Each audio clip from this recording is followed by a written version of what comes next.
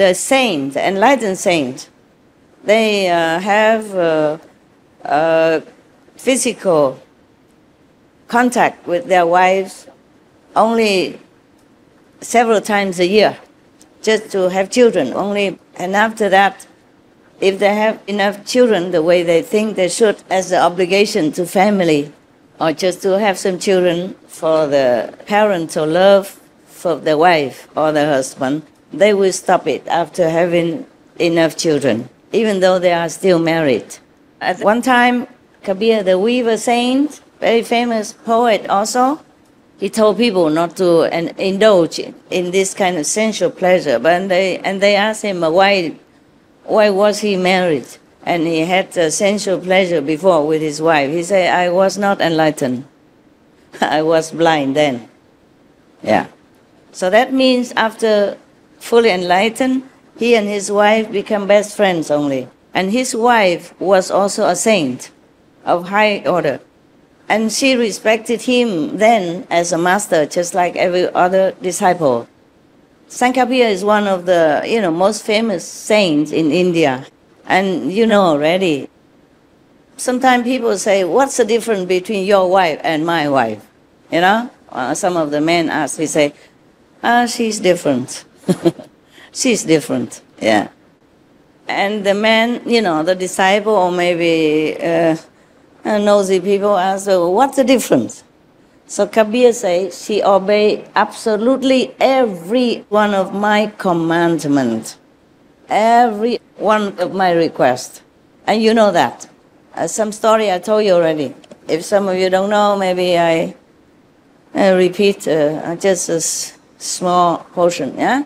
So that person asked, and then he tell Kabir, prove it to me. Prove it to me that your wife really listens to everything you ask.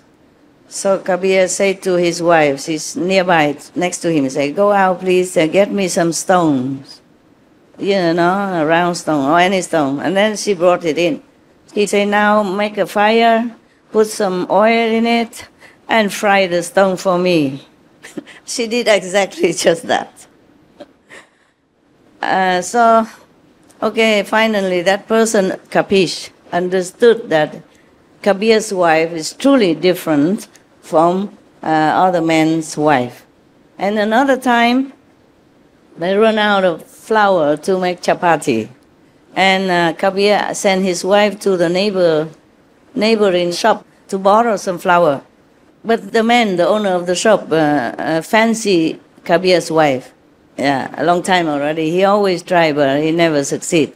This time, because Kabir was short of flour to make chapati for his guests, he has many truth seekers came to his house.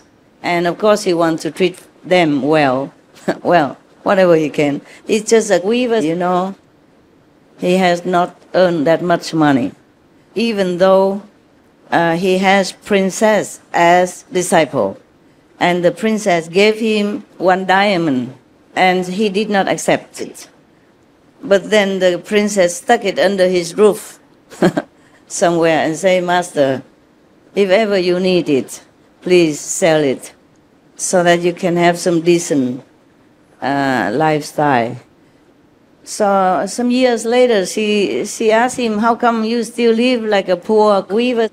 What happened to the diamond I gave you?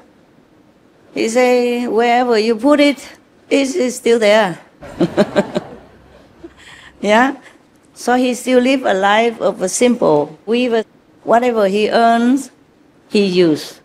And whatever he has extra, if somebody comes to him in need or visit him, he treats them with that. But that day, too many people came, including some monks. At that time, mostly just monks came visit him. So the monks, of course, had nothing to offer.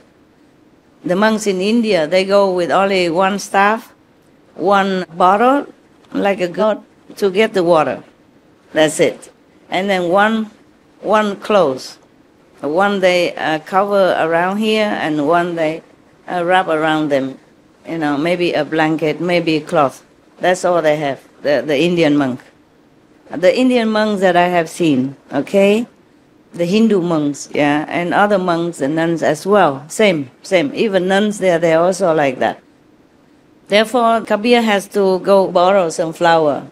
But this man, the owner of the shop, had taken much liking to the wife of Kabir a long time already. So this time he used this opportunity to kind of force her, say, if you have a physical relationship with me, then I give you as much flour as you want to take.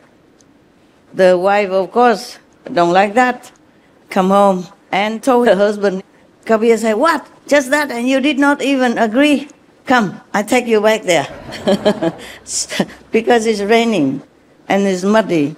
He's a gentleman, so he carried her to the shop and tell the owner, here, my wife, please, be gentle, take care of her, and give me the flowers.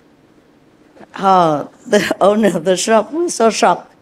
Who wouldn't be, right? He thought he should do it secretly with the wife, but the husband knew, and then even offer him his wife openly. He was so scared.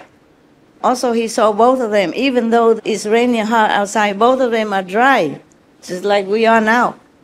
So he was so scared, and he begged for forgiveness. And he said, please, take as much flour as you need.